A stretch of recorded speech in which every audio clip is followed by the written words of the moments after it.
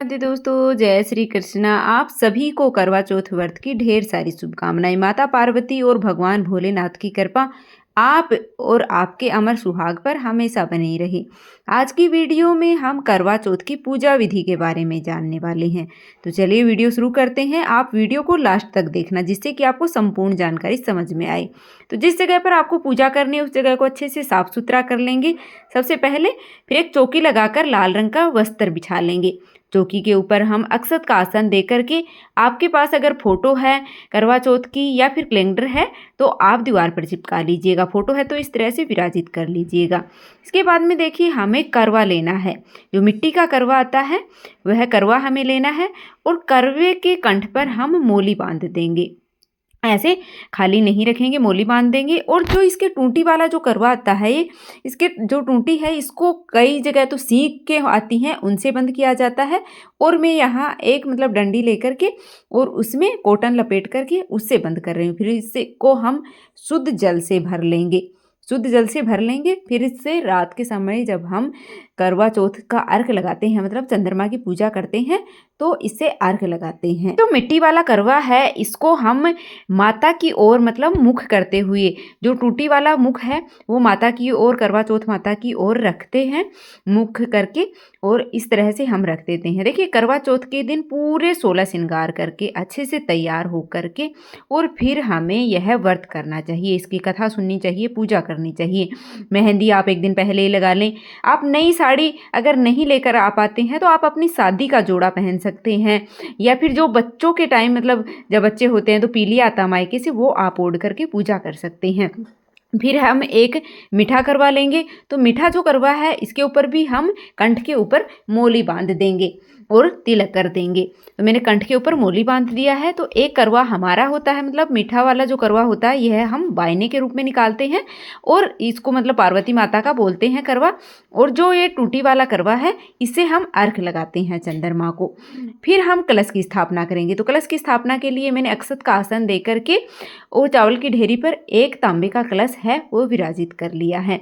कलश के अंदर हम सिक्का, सुपारी, लौंग, इलायची, 5 चीज़ें अक्षत पुष्प, कोई भी 5 चीज़ें हैं वो आप इसके अंदर डाल सकते हैं। हल्दी की गांठ नहीं है तो फिर आप चुटकी भर हल्दी भी कलश के अंदर डाल सकते हैं। इसके बाद में हम पंचपल्लव लगाएंगे।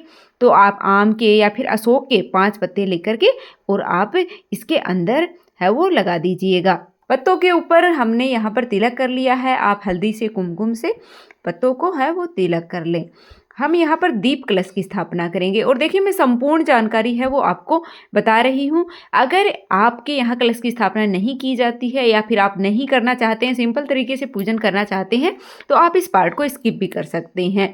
आप ऐसे भी पूजा कर सकते हैं। फिर मैंने चावल की भरी हुई एक कटोरी है वो कलश के ऊपर रख दी है। या फिर आप कोई भी अनाज है वो इसके ऊपर रख दें। फिर एक शुद्ध देसी घी का दीप प्रज्वलित कर दिया है। तो मैंने यहाँ पर दीप कलश की स्थापना कर दी है। फिर हम हाथ जोड़ करके और करवा माता से हमारी पूजा में अगर कोई भूल चूक हो जाए तो उसके लिए क्षमा मांगते हैं और हमारी पूजा को स्वीकार करने के लिए प्रार्थना करते हैं कि आज मैं आपकी पूजा कर रही हूँ तो मेरे से भूल चूक हो जाए तो मुझे क्षमा करें।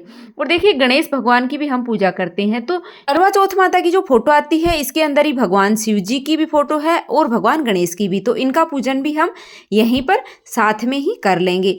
तो सभी को मैंने भाव रूप में जल के छींटे लगाकर और स्नान करवा दिया है। फिर हम वस्त्र के रूप में कलावा समर्पित करेंगे। आप भगवान गणेश को, भगवान शिव जी को और करवा माता को, सभी को हम वस्त्र के रूप में कलावा समर्पित कर देंगे। अगर आपके पास चुनरी है तो आप चुनरी भी उड़ा सकते हैं। तो मैं यहाँ पर चुनरी भी है वो करवा माता को उड़ा रही हूँ। अगर चुनरी नहीं है तो कोई बात नहीं है, आप कलावा भी समर्पित कर सकते हैं। अगर आपको मेरी वीडियो थोड़ी सी भी अच्छी लगी है तो प्लीज़ वीडियो को लाइक करके चैनल को सब्सक्राइब कर लिया करो, जिससे कि आने वाली हर वीडियो की नोटिफिकेशन आपको मिलती रहे। फिर हम सभी को तिलक करते हैं। तो कुमकुम से हम तिलक करेंगे और भगवान जो गणेश हैं उनको भी कुमकुम से तिलक करेंगे। भगवान भोलेनाथ को चंदन से तिलक कर देंगे। करवा को भी तिलक कर देंगे। जो मिट्टी का करवा है उससे भी तिलक कर देंगे और जो कलश हमने स्थापित किया है उसको भी तिलक कर देंगे। फिर हम एक कटोरी अन्न की भर करके यहाँ पर रख देंगे। और देखिए जो करवा है इनके ऊपर आप कोई भी मिठाई रख सकते हैं। इनका जो ढक्कन है इसके ऊपर आप कोई भी मिठाई रख सकते हैं। अगर मिठाई नहीं है तो कोई बात नहीं है, आप बतासे भी रख सकते हैं। और जो आपको वायने के रूप में अपनी सासू जी को देना है उसको आप खील बतासे से या ड्राई फ्रूट से भर सकते हैं। फिर हम भोग के रूप में यहाँ पर मौसमी फलों का भोग लगा देंगे। आपके यहाँ अगर कोई मिठाई का भोग लगाया जाता है या कोई विशेष भोग लगाया जाता है तो वह भी आप लगा सकते हैं। इसके साथ ही हम सुहाग सामग्री है वो करवा माता को अर्पित करते हैं। कोई भी सुहाग सामग्री है 5, 7 या फिर 16 सुहाग की सामग्री आप अर्पित कर सकते हैं। और देखिए रात के समय जब हम चंद्रमा को अर्घ लगाते हैं तो उसके लिए हम छलनी, प्लेट वगैरह जो लेते हैं, लोटा, तो उनको भी हम इसी पूजा में रख लेंगे और इनको तिलक लगा देंगे। दिया हम रख लेंगे, मिट्टी का दिया है वो भी हम रख लेंगे, तो रात के समय हमें वो भाग दौड़ नहीं करनी पड़े, मतलब आसानी से सभी चीज़ें मिल जाएं। फिर हम बायना निकालते हैं। तो देखिए बायने के रूप में आप कोई भी साड़ी, सूट वगैरह जो भी आपके यहाँ पहना जाता है वो आप निकाल लीजिएगा। उसके ऊपर आप सुहाग की सामग्री है वो रख सकते हैं, खाने पीने की चीज़ें हैं, फ्रूट हैं, ड्राई फ्रूट हैं, और जो एक करवा होता है वह हमें बायने के रूप में सासू जी को देना होता है। अगर आपकी सासू जी सुहागिन है तो उनको दे दीजिएगा, या फिर आपकी ननद या जेठानी को, आप मतलब किसी भी सुहागिन महिला को यह बायना है वो दिया जाता है। आप इसके ऊपर सुहाग की कुछ चीज़ें अवश्य रख लें, और साथ में ही मतलब चूड़ा है, बिंदी है, कोई भी सुहाग की चीज़ें आप रख सकते हैं। फिर हम पुष्प समर्पित करेंगे। अगर आपके पास पुष्प हैं तो आप समर्पित कर दीजिएगा, माला है पुष्पों की तो आप वो समर्पित कर दीजिएगा, नहीं तो आप ऐसे भी पूजन कर सकते हैं। इसके बाद में देखिए हम एक लोटा जल का समर्पित करते हैं, और साथ में मैंने दक्षिणा भी समर्पित की है। आप यथासंभव दक्षिणा अवश्य रूप से समर्पित कर दें, और जो हम बायना निकालते हैं उसके ऊपर भी हम दक्षिणा अवश्य रूप से रखते हैं। फिर हम कथा सुनेंगे, तो कथा के लिए मैंने यहाँ पर गेहूं के दाने लिए हैं, आप चावल के या गेहूं के कोई भी दाने लेकर के, और कथा इस पूजा में मतलब अवश्य रूप से सुनी जाती है। फिर थोड़े से जो अक्षत हैं, गेहूं हैं, उनको मैंने जल के लोटे में डाल दिए, थोड़े से करवा माता को, बाकी अपने पल्लू के बांध लिए हैं ताकि इधर उधर मतलब है वो गिरे नहीं और हमें ढूंढने नहीं पड़े जिस समय हमें अर्घ लगाना होता है।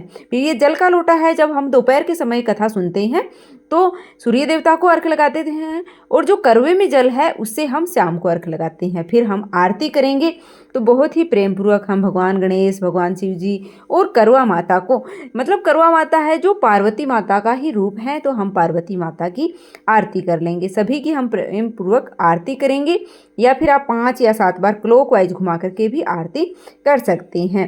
तो इस तरीके से सरल तरीके से मतलब यह पूजन होता है। और फिर देखिए हम जो बायना निकालते हैं उसको मिनसते हैं, ऐसे मतलब बायना है वो नहीं दिया जाता है। तो हाथ में थोड़ा सा जल लेकर के और पल्लू लेकर के 2 बार ऊपर से वार देते हैं, जिससे कि इसको मिनस करके फिर जिसको भी आपको देना है, जेठानी है, ननद है, सास है, किसी को भी आप देना चाहते हैं वो आप देख लीजिएगा। साथ में खाने पीने की चीज़ें हैं, आप शाम के समय कुछ बनाते हैं तो वो भी आप है वो दे सकते हैं। फिर हम करवे फेरते हैं। अगर आप देवरानी, जेठानी मतलब सबके साथ में पूजा कर रहे हैं तो आप वैसे करवे फेर सकते हैं। अगर आप अकेले पूजा कर रहे हैं तो आप इस तरह से मतलब दोनों हाथों को इस तरह से घुमा करके भी आप है वो, जैसा वीडियो में आपको दिख रहा है उस तरह से आप 7 बार घुमा करके, फिर आपका जिस जगह पर करवा है उस जगह पर पार्वती माता करवा जाएगा और आपका दूसरी साइड चला जाएगा। इस तरह से करवा फेरना है।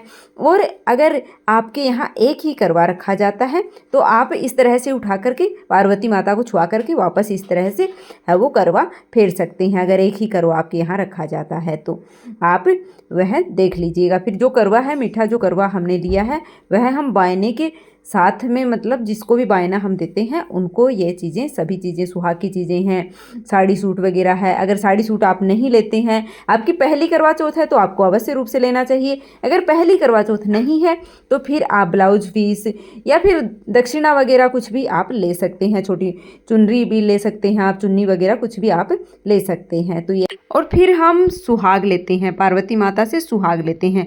सुहाग का यह व्रत होता है तो इस दिन सुहाग लेना मतलब ज़रूरी होता है। तो पार्वती माता से सुहाग लेते हैं। आप अपनी जो शादी का सिंदूरा है उससे भी आप सुहाग ले सकते हैं, या फिर जिससे भी आप मांग लगाते हैं, मांग भरते हैं मतलब सिंदूर लगाते हैं, उससे आप सुहाग ले सकते हैं।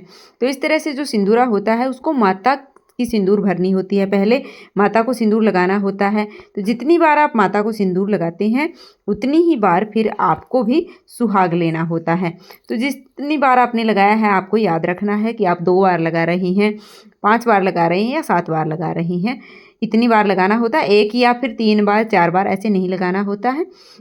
तो जितनी बार आपने लगाया है, 5 बार, 7 बार, 2 बार, तो फिर आप माता की मांग से लेकर के और सिंदूर अपने माथे में लगा लीजिएगा, जिसे सुहाग लेना कहते हैं। तो यह आपको अवश्य रूप से करना है, आज के दिन सुहाग का व्रत होता है।